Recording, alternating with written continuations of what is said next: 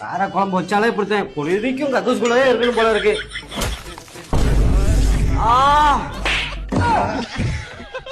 எப்ப பார்த்தாலும் செல்லே நோண்டிக்கிட்டு இருக்காரா? படிக்கிறதுக்கு செல்ல வாங்கி கொடுத்தா எப்ப பார்த்தாலும் கேம் விளையாண்டுக்கிட்டு இருக்கான். வணக்கம்டா. இப்பா போன தொலைச்சிட்டேன்பா. ரெண்டு வீட்டு கல்யாணத்துக்கு போனோமா, கட்டிங் அடிச்சோமா, கம்முன்னு வீட்டுக்கு வந்தோமான்னு இருக்கணும்.